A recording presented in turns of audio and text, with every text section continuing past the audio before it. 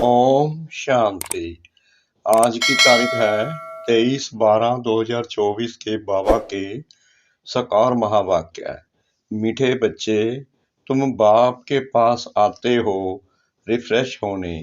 बाप के मिलने से भक्ति मार्ग की सब थकान दूर हो जाती है। बाबा ने प्रश्न पूछा, तुम बच्चों को बाबा किस विधि से रिफ्रेश करते हैं? बाबा ने उत्तर दिया, नंबर 1, बाबा ज्ञान सुना सुना कर तुम्हें रिफ्रेश कर देते हैं। नंबर 2, यार से भी तुम बच्चे रिफ्रेश हो जाते हो। वास्तव में सतयुग है सच्ची विश्रामपुरी। वहाँ कोई अप्राप्त वस्तु नहीं जिसको प्राप्त करने के लिए परिश्रम करना पड़े। नंबर 3, शिव बाबा की गोद में आते ही तुम बच्चों को विश्राम मिल जाता है, सारी थकान दूर हो जाती है। ओम शांति। बाप बैठ समझाते हैं, साथ में यह दादा भी समझते हैं, क्योंकि बाप इन दादा द्वारा बैठ समझाते हैं। जैसे तुम समझते हो वैसे यह दादा भी समझते हैं। दादा को भगवान नहीं कहा जाता, यह है भगवानुवाच। बाप क्या समझाते हैं? देही अभिमानी भाव, यानी कि अपने आप को देह नहीं समझो, आत्मा समझो। देहवाद से किनारा कर लो, क्योंकि अपने को आत्मा समझने बिगर परम पिता परमात्मा को याद कर न सके। इस समय तुम सभी आत्माएं पतित हैं। पतित को ही मनुष्य कहा जाता है, पावन को देवता कहा जाता है। यह बहुत सहज समझने और समझाने की बातें हैं। मनुष्य ही पुकारते हैं, हे पतितों को पावन बनाने वाले आओ। देवी देवताएं ऐसे कभी नहीं कहेंगे। पतित पावन बाप पतितों को बुलावे पर आते हैं। आत्माओं को पावन बनाकर फिर नई पावन दुनिया विस्थापन करते हैं। आत्मा ही बाप को पुकारती है, शरीर तो नहीं पुकारेगा। बाबा कहते हैं, तुम्हारी आत्मा ही मुझे पुकारती है, शरीर थोड़ी बोल सकता है। परलौकिक बाप जो सदा पावन है उसे ही सब याद करते हैं। यह है पुरानी दुनिया। बाप नई पावन दुनिया बनाते हैं। कहीं तो ऐसे भी हैं जो कहते हैं, हमको तो यहाँ ही अपार सुख है। जिनके पास धन दौलत है वो तो यही कहते हैं कि हमें यहीं रहने दो, यहीं सुख है। उनका मन ही नहीं करता जाने के लिए। जाना तो सबको पड़ेगा, जो आया है उसे जाना पड़ेगा। वो यही सत्युग समझते हैं। धन माल बहुत है, वह समझते हैं हमारे लिए स्वर्ग यही है। वह तुम्हारी बातें कैसे मानेंगे? कलयुगी दुनिया को स्वर्ग समझना यह भी बेसमझी है। कितनी जड़ जड़ीभूत अवस्था हो गई है, तो भी मनुष्य कहते हैं हम तो स्वर्ग में बैठे हैं। बच्चे नहीं समझाते हैं तो बाप कहेंगे ना, तुम क्या पत्थर बुद्धि हो? दूसरे को नहीं समझा सकते हो। जब खुद पारस बुद्धि बने तब तो दूसरों को भी बनावे। बाबा कहते हैं, तुम मेरे बच्चे हो, इनको मेरा परिचय नहीं दे सकते हो। इनको ज्ञान तुम धारण करके, मेरा ज्ञान धारण करके इनको ज्ञान नहीं सुना सकते हो। बाबा ये भी कहते हैं, अगर तुम खुद पारस बनो तभी तो सुनाओ। पुरुषार्थ अच्छा करना चाहिए, इसमें लज्जा की बात नहीं। बाबा कहते हैं, पुरुषार्थ तुम भी अच्छा करो, इसमें शर्माना नहीं। बाबा ने 2-3 दिन पहले मुरली में कहा कि तुम हर एक बच्चे को मुरली चलानी आनी चाहिए। वही बात आ गई। जैसे मुरली आती है उसमें ज्ञान है भगवान का।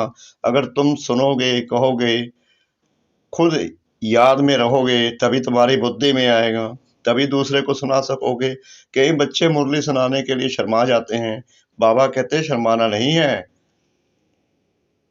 परंतु मनुष्य की बुद्धि में आधा कल्प की जो उल्टी मतें भरी हुई हैं, वह कोई जल्दी भूलते नहीं। जब तक बाप को यथार्थ रीति नहीं पहचाना है तब तक वह ताकत आ नहीं सकती। बाप कहते हैं इन वेदों शास्त्रों आदि से मनुष्य कुछ भी सुधरते नहीं है, दिन प्रतिदिन और ही बिगड़ते आए हैं, सतो प्रधान से तमो प्रधान ही बने हैं। यह किसकी भी बुद्धि में नहीं है कि हम ही सतो प्रधान देवी देवता थे, कैसे नीचे गिरे हैं किसको जरा भी पता नहीं है। और फिर 84 जन्म के बदले 84 लाख जन्म कह दिया है, तो फिर पता भी कैसे पड़े। बाप बिगर ज्ञान की रोशनी देने वाला कोई नहीं, सभी एक दो के पिछाड़े दर दर धक्के खाते रहते हैं, नीचे गिरते गिरते पट पड़ गए हैं, सब ताकत खत्म हो गई है, बुद्धि में भी ताकत नहीं जो बाप को यथार्थ जान सके। बाप ही आकर सबकी बुद्धि का ताला खोलते हैं, तो कितने रिफ्रेश होते हैं। बाप के पास बच्चे रिफ्रेश होने आते हैं, घर में विश्राम मिलता है ना। बाप के मिलने से भक्ति मार्ग की सब थकान ही दूर हो जाती है। सत्यों को भी विश्रामपुरी कहा जाता है। वहां तुम्हें कितना विश्राम मिलता है, कोई अप्राप्त वस्तु नहीं जिसके लिए परिश्रम करना पड़े। यहाँ रिफ्रेश बाप भी करते हैं तो यह दादा भी करते हैं। शिव बाबा की गोद में आते कितना विश्राम मिलता है। विश्राम माना ही शांत। मनुष्य भी थक कर विश्रामी हो जाते हैं, कोई कहाँ विश्राम के लिए जाते हैं ना, लेकिन उस विश्राम में रिफ्रेशमेंट नहीं। यहाँ तो बाप तुम्हें कितना ज्ञान सुनाकर रिफ्रेश करते हैं। बाप की याद से भी कितने रिफ्रेश होते हैं और तमो प्रधान से सतो प्रधान भी बनते जाते हैं। सतो प्रधान बनने के लिए यहाँ बाप के पास आते हो। बाप कहते हैं मीठे मीठे बच्चों, बाप को याद करो। बाप ने समझाया है कि सारे सृष्टि का चक्कर कैसे फिरता है, सर्व आत्माओं को विश्राम कैसे और कहाँ मिलता है। तुम बच्चों का फर्ज है सबको बाप का पैगाम देना। बाबा हमें याद दिला रहे हैं कि तुम्हारा फर्ज है बच्चे, तुम्हें औरों को भी समझाना है। बाप कहते हैं मुझे याद करो तो इस वर्षे के तुम मालिक बन जाएंगे। बाप इस संगम युग पर नई स्वर्ग की दुनिया रचते हैं, जहां तुम जाकर मालिक बनते हो। फिर द्वापर में माया रावण के द्वारा तुम्हें श्राप मिलता है, तो पवित्रता सुख शांति धन आदि सब खत्म हो जाता है। कैसे धीरे धीरे खत्म होता है वह भी बाप ने समझाया है। दुख दाम में कोई विश्राम थोड़ी होता है, सुख दाम में विश्राम ही विश्राम है। मनुष्यों को भक्ति कितना थकाती है, जन्म जन्मांतर भक्ति से कितने थक जाते हैं, कैसे एकदम कंगाल बन गए हो। यह सारा राज बाप बैठ समझाते हैं। नए नए आते हैं तो उन्हें कितना समझाना होता है। हर एक बात पर मनुष्य कितना सोचते हैं समझते हैं, कहाँ जादू ना हो। अरे तुम ही कहते हो भगवान जादूगर है, तो बाप कहते हैं हाँ मैं बरोबर जादूगर हूँ, परंतु वह जादू नहीं जिससे मनुष्य भेड़ बकरी बन जाए। यह बुद्धि से समझा जाता है। यह तो जैसे रीढ़ मिसल है, गायन भी तो है सुर मंडल के साज से। इस समय तुम जैसे सभी मनुष्य रीढ़ बकरियों हैं। यह बातें सारी याद की हैं। बाबा कहते हैं सभी मनुष्य रीढ़ बकरियां हैं, ये बातें सारी यहाँ की हैं। इस समय का ही गायन है, कल्प के पिछाड़ी को भी मनुष्य समझ नहीं सकते। चंडिका का कितना बड़ा मेला लगता है, वह कौन थी। कहते हैं वह एक देवी थी, ऐसा नाम तो वहाँ कोई होता ही नहीं। सतयुग में कितने अच्छे सुंदर नाम होते हैं। सतयुगी संप्रदाय को श्रेष्ठाचारी कहा जाता है, कलयुगी संप्रदाय को तो कितना छी टाइटल देते हैं। अभी के मनुष्यों को श्रेष्ठ नहीं कहेंगे, देवताओं को श्रेष्ठ कहा जाता है। गायन भी है, मनुष्य से देवता की कर्तन लागी बार। मनुष्य से देवता, देवता से मनुष्य कैसे बनते हैं, यह राज बाप ने तुम्हें समझाया है। उनको डेटी वर्ल्ड, इनको हेमन वर्ल्ड कहा जाता है। दिन को सोजरा, रात को अंधियारा कहा जाता है। ज्ञान है सोजरा, भक्ति है अंधियारा, अज्ञान नींद कहा जाता है ना। तुम भी समझते हो कि आगे हम कुछ भी नहीं जानते थे तो नेति नेति कहते थे, अर्थात हम नहीं जानते, अभी तुम समझते हो। हम भी तो पहले नास्तिक थे, बेहद के बाप को ही नहीं जानते थे। वह है असली अविनाशी बाबा, उसे सर्व आत्माओं का बाप कहा जाता है। तुम बच्चे जानते हो, अभी हम उस बेहद के बाप के बने हैं। बाप बच्चों को गुप्त ज्ञान देते हैं। यह ज्ञान मनुष्यों के पास नहीं मिल सके। आत्मा भी गुप्त है, गुप्त ज्ञान आत्मा धारण करती है। आत्मा ही मुख द्वारा ज्ञान सुनाती है। आत्मा ही गुप्त बाप को गुप्त याद करती है।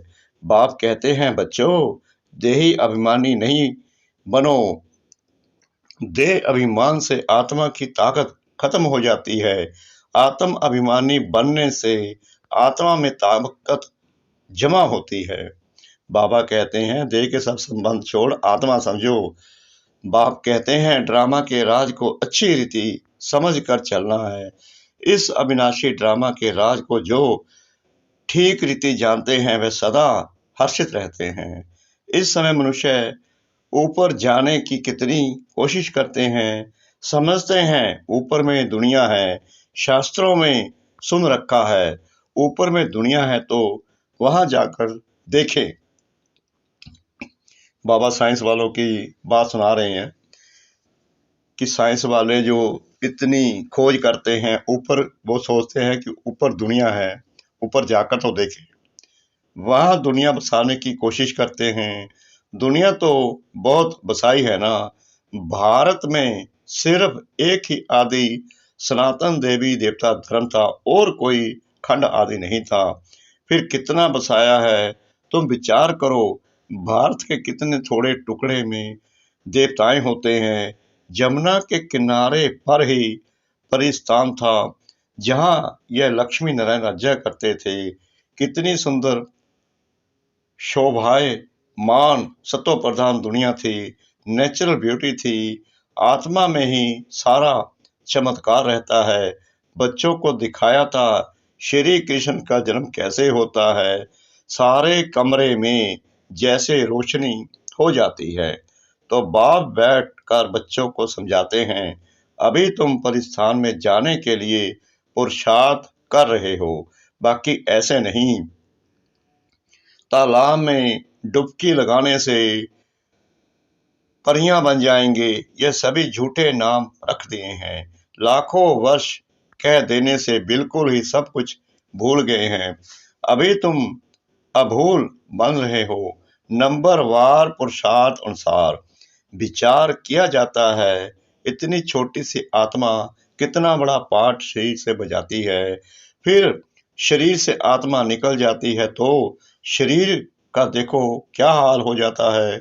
आत्मा ही पाठ बजाती है। कितनी बड़ी विचार की बात है।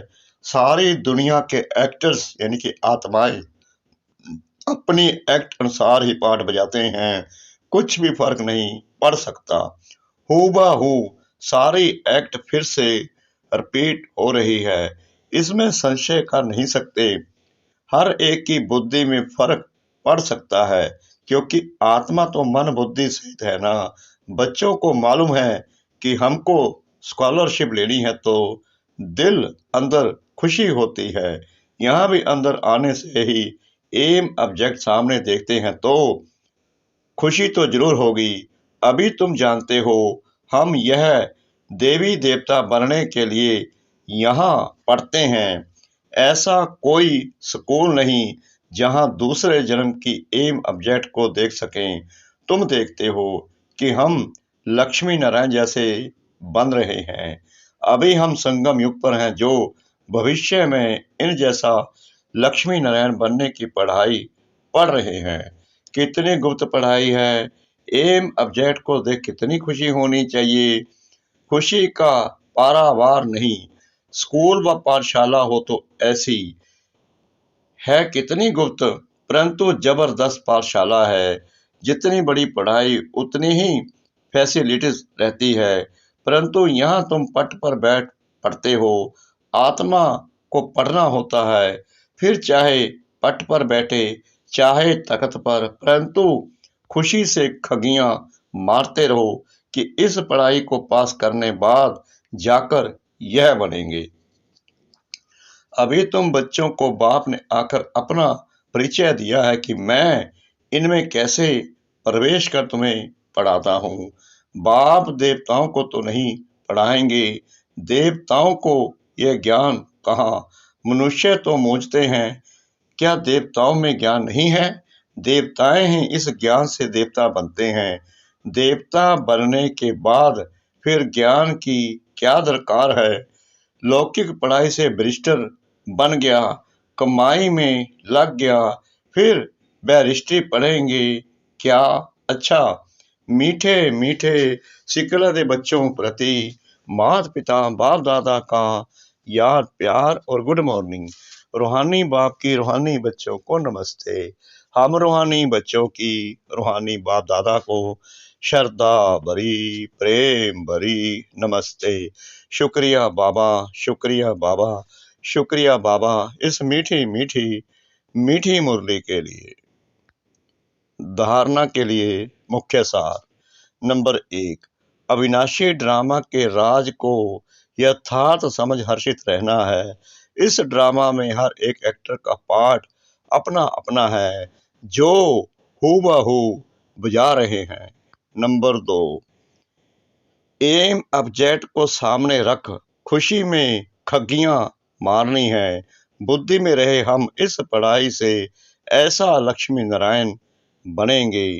वरदान सतगुरु परम पिता परमात्मा जी का। याद और सेवा के शक्तिशाली आधार द्वारा तीव्र गति से आगे बढ़ने वाले माया जीत भव।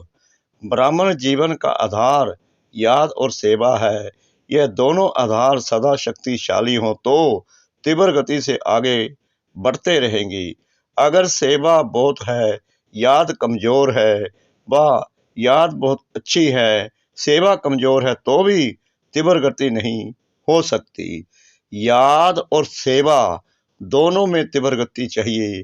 याद और निस्वार्थ सेवा साथ साथ हो तो मायाजित बनना सहज है। हर कर्म में कर्म की समाप्ति के पहले सदा विजय दिखाई देगी। स्लोगन, इस संसार को अलौकिक खेल और परिस्थितियों को अलौकिक खिलौने के समान समझकर चलो। इस संसार को अलौकिक खेल और परिस्थितियों को अलौकिक खिलौने के समान समझकर चलो। ओम शांति।